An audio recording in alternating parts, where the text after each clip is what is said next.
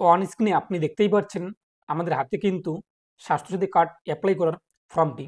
যদি আপনাদের পরিবারে এখনও পর্যন্ত স্বাস্থ্যসাথী কার্ড না পেয়ে থাকে কিংবা না হয়ে থাকে, তো আপনি কিন্তু এই ফর্মটি ফিল আপ করে নিকটবর্তী দূর সরকার ক্যাম্পে জমা করলেই স্বাস্থ্যসাথী কার্ডটি পেয়ে যাবেন।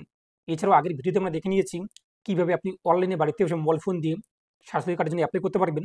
তো আজকের ভিডিওতে আমরা দেখে নিচ্ছি অফলাইনে আপনি কীভাবে আবেদন করবেন, এবং অনলাইন আবেদনের লিঙ্ক আমি আপনাদের ভিডিওর ডিসক্রিপশনের পাশাপাশি ভিডিওর শেষে দিয়ে দেবো। সেখান থেকে আপনার চাইলে কিন্তু অনলাইনে অ্যাপ্লাই ভিডিওটি দেখে নিতে পারেন।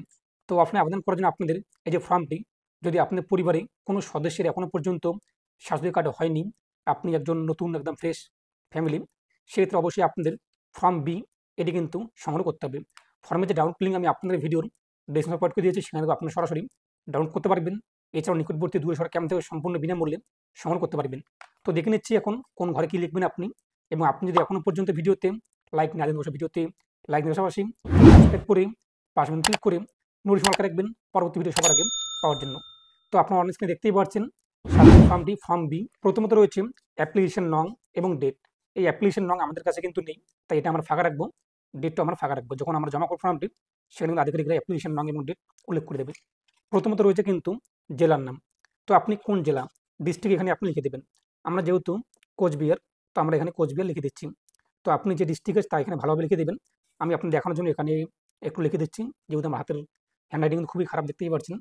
এরপর হচ্ছে ব্লক এবং মিউনিসিপ্যালিটি। তো আপনি ব্লক এরিয়ায় থাকেন নাকি পৌরসভা এরিয়ায় থাকেন। যদি ব্লক এরিয়ায় থাকেন তো ব্লকে টিকমার্ক দেবেন, এবং পৌরসভায় থাকলে পৌরসভায় টিকমার্ক দেবেন। এরপর আপনি আপনার ব্লক অথবা পৌরসভা নেম কী রয়েছে তা লিখে দেবেন। তারপর যে পঞ্চায়েত, তো আপনি কোন পঞ্চায়েত অফিসে থাকেন, এখানে আপনি আপনার পঞ্চায়েতের নাম উল্লেখ করে দেবেন যা হয়ে থাকেন। তারপর যে ভিলেজ অথবা ওয়ার্ড, যদি আপনি পৌরসভায় থাকেন সেক্ষেত্রে আপনার ওয়ার্ড রয়েছে, তো ওয়ার্ড নাম্বার আপনি এখানে বসিয়ে দেবেন, এই বক্সে টিকমার্ক দিয়ে দেবেন। এবং আপনি যদি গ্রামে থাকেন সেক্ষেত্রে আপনাদের গ্রামের নাম কী রয়েছে পঞ্চায়েত এরিয়ায় হলে, সেখানে আপনি আপনার গ্রামের নাম উল্লেখ করে দেবেন যা হয়ে থাকেন। এরপর রয়েছে কিন্তু রেসিডেন্সিয়াল অ্যাড্রেস, তো এখানে আপনি আপনার বসবাসের ঠিকানা উল্লেখ করে দেবেন। তো আপনি ভিলেজ কী রয়েছে, পোস্ট কী রয়েছে, পুলিশ স্টেশন কী রয়েছে, ডিস্ট্রিক্ট কী রয়েছে, স্টেট কী রয়েছে, পিনকোড কী রয়েছে, সম্পূর্ণ ঠিকানা এখানে বসিয়ে দেবেন। যদি আপনি পৌরসভায় থাকেন সেক্ষেত্রে আপনি আপনার যে মিউনিসিপ্যালিটি নেম এবং ওয়ার্ড নং যা যা রয়েছে সেগুলো আপনি এখানে উল্লেখ করে দেবেন, আপনি আমার সম্পূর্ণ ঠিকানা। তারপর হচ্ছে কিন্তু ডান দিকে দেখতেই পাচ্ছেন মাইনরিটি স্ট্যাটাস, তো আপনি কি সংখ্যালঘু সম্প্রদায়ের হন কিনা। যদি আপনি সংখ্যালঘু সম্প্রদায় হয়ে থাকেন সেটা আপনি এটা ইয়েস করবেন, এবং না হলে আপনি নো বক্সে টিক মার্ক দেবেন। তো আপনি আবার অ্যাকর্ডিং যা হয়ে থাকেন। এবং কাস্ট, আপনার কাস্ট কী রয়েছে, এসসি নাকি এসটি নাকি ওবিসি নাকি জেনারেল। যদি আপনি কাস্ট জেনারেল হয়ে থাকেন তাহলে আপনি দেখতেই পাচ্ছেন জেনারেল নেই, তো এখানে আপনি একটি আলোচনা দিয়ে GEN দিয়ে সেই বক্সে টিক মার্ক দিয়ে দেবেন। এবং এসসি এসটি ওবিসি হলে যেটি হলে সেই বক্সে টিক মার্ক দিয়ে দেবেন। তারপরে ডিপার্টমেন্ট, যদি আপনি কোনো ডিপার্টমেন্টে জব করে থাকেন, কোনো এমপ্লয় হয়ে থাকেন, তাহলে আপনি এখানে উল্লেখ করে দেবেন। আর না হলে আপনি নো যে রয়েছে নো আপনি লিখে দেবেন। এরপর হচ্ছে কিন্তু ক্যাটাগরি, তো আপনি কোন ক্যাটাগরি জব করে থাকেন, group A B C D ইত্যাদি কিন্তু গ্রুপ থেকে ক্যাটাগরি থাকেন। যেহেতু আমরা জব করি না সেটা নো দিয়ে দিয়েছি এখানে, এখানেও আমরা নো লিখে দিলাম। তারপর হচ্ছে কিন্তু নেম অফ দ্য অ্যাপ্লিক্যান্ট, তো অবশ্যই আপনি কী করবেন, আপনাদের পরিবারের মহিলা সদস্যের নাম উল্লেখ করে দেবেন। যদি আপনার পরিবারে বাবা মা এবং আপনার সন্তানের স্ত্রীর কারোরই একদা কার্ড হয়নি, সেক্ষেত্রে আপনি চাইলে কিন্তু আপনার পরিবারের যার বয়স বেশি রয়েছে আপনার মায়ের নাম এখানে উল্লেখ করে দেবেন, অথবা আপনার পরিবারে যদি মা না থাকে ওয়াইফ থাকে তো ওয়াইফের নাম এখানে বসিয়ে দেবেন, অথবা আপনি চাইলে কিন্তু আপনার নামও এখানে উল্লেখ করতে পারেন। তো অবশ্যই আপনি মহিলার নাম উল্লেখ করে দেবেন, মহিলাদের কিন্তু বেশি প্রাধান্য দেওয়া হয়ে থাকে। তো নেম অফ দ্য অ্যাপ্লিক্যান্টের নাম উল্লেখ করে দিলেন, এরপর সেই মহিলার ফাদার্সের নাম কী রয়েছে তা উল্লেখ করে দেবেন। তো আপনি চাইলে কিন্তু ফাদার্সের ঘর টিকেটে দিয়ে এখানে হাজব্যান্ড লিখে দিয়ে এরপর হাজব্যান্ডের নাম বসিয়ে দেবেন। এরপর বাদিকে আপনি দেখতেই পাচ্ছেন বলা হয়েছে অফিস নেম এবং অ্যাড্রেস, এবং এটাও বলা হয়েছে if applicant or members is employ, যদি কোনো আবেদনকারী কিংবা কোনো সদস্য পরিবারের সরকারি কর্মচারী, তাহলে সেই ব্যক্তি কোন জব করে থাকে আপনি এখানে উল্লেখ করে দিয়েছেন কোন ক্যাটাগরির এবং কোন অফিসে, সেই অফিসের নাম এবং অ্যাড্রেস উল্লেখ করে দেবেন। যেহেতু আমরা জব করি না তাই এখানে আমরা নো যে রয়েছে নো আমরা লিখে দিলাম। তারপর দেখতেই পাচ্ছেন ডান দিকে বলা হয়েছে do any member of the family receive government sponsor health insurance, অথবা বলা হয়েছে কিন্তু এখানে আপনাদের পরিবার কি সরকারি একদা গভর্নমেন্ট কোনো রকম হেলথ ইন্স্যুরেন্স পায় কিনা, সরকারের কাছ থেকে কোনো রকম স্বাস্থ্য বিমা ইত্যাদি পাচ্ছে কিনা সুযোগ সুবিধা। যেহেতু আমাদের পরিবার কোনো রকম হেলথ ইন্স্যুরেন্স করেনি কিংবা সরকারের কাছ থেকে সুবিধা পাচ্ছে না কোনো মেম্বার, তাই এটা আমরা এখান থেকে নো বক্সে টিকমার্ক দিতে পারবো, ইয়েস আমরা এখান থেকে কেটে দিচ্ছি। তারপর বলা হয়েছে do any member of the family receive medical allowance from government, তো সরকারিভাবে কোনো রকম মেডিকেল সাপোর্ট পেয়েছে কিনা আমাদের পরিবার যেহেতু পাইনি, তাই এটা আমরা এখান থেকে নো যে রয়েছে নো বক্সে টিক মার্ক দেবো এবং ইয়েস আমরা ক্লোজ করে দেবো। তারপর নিচে আপনি চলে আসবেন, নিচে বলা হয়েছে কিন্তু মেম্বার নেম, সেক্স, এক, relation, mobile number, Khadya Sathi ID নং এবং আধার কার্ড নং। এখানে আপনি দেখতেই পাচ্ছেন যে 10টি কলাম কিন্তু রয়েছে।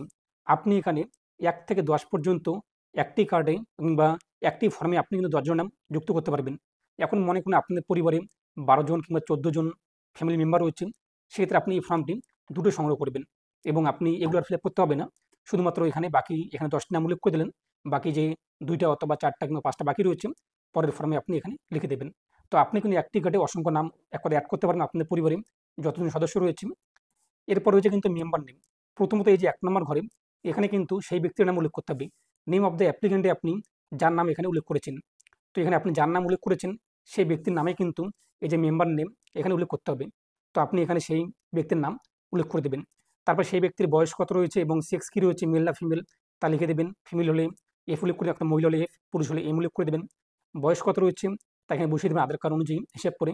এবং সেই ব্যক্তি যেহেতু বেনিফিশিয়ারি অথবা সেলফ যেটি হয়ে দেখে যেহেতু বেনিফিশিয়ারি, এখানে আমরা সেই ব্যক্তির নাম উল্লেখ করে দিয়েছি, তাই বেনিফিশিয়ারি বক্সে আমরা টিক মার্ক দিয়ে দেবো। তারপর মোবাইল নাম্বার আপনি এখানে বসিয়ে দেবেন। তো আপনি আপনাকে 10 সংখ্যার মোবাইল নাম্বার উল্লেখ করে দেবেন যা আপনার মোবাইল নাম্বার রয়েছে। এই মোবাইল নাম্বারে আপনাদের এসএমএস আসবে, এক কথায় আপনার অ্যাপ্লিকেশন নাম্বার চলে আসবে, কোথায় আপনার ফটো তোলা হবে, কোথায় কার্ড দেওয়া হবে তা আপনি জানতে পারবেন, তাই সঠিকভাবে আপনার মোবাইল নাম্বার বসিয়ে দেবেন। এরপর রয়েছে কিন্তু খাদ্যসাথী আইডি নং। খাদ্যসাথী মানে কিন্তু রেশন কার্ড। তো এই ব্যক্তির রেশন কার্ড নাম্বার কত রয়েছে, কোন ক্যাটাগরি রেশন কার্ড রয়েছে সেটা কিন্তু কোনো ব্যাপার না, যে কোনো ক্যাটাগরি হোক না কেন অ্যাপ্লাই করতে পারবেন। তো রেশন কার্ডের নাম্বার এখানে বসিয়ে দেবেন। এসপিডাব্লিউএস হলে এসপিডাব্লিউএস দিয়ে নাম্বারটি বসিয়ে দেবেন। আর কেসে 1 2 হলে তা লিখে দিয়ে নাম্বারটি উল্লেখ করে দেবেন। এআই হলে উল্লেখ করে লিখে দেবেন। এরপর সেই ব্যক্তির যে আধার কার্ড নাম্বার থাকে, তো আধার কার্ড নাম্বার এখানে বসিয়ে দেবেন। তো এখানে 12 ডিজিট আধার কার্ড নাম্বার বসিয়ে দেবেন। একইভাবে আপনাদের পরিবারে যদি আরও সদস্য থাকে সেক্ষেত্রে আপনি সেই ব্যক্তির নাম কী রয়েছে তা এখানে উল্লেখ করে দেবেন যা হয়ে থাকে, এবং সেই ব্যক্তির সেক্স কী রয়েছে, পুরুষ না মহিলা তা উল্লেখ করে দিলেন। এরপর তার বয়স কত রয়েছে আধার কার্ড অনুযায়ী হিসাব করে আপনি এখানে উল্লেখ করে দেবেন বয়স যা হয়ে থাকে।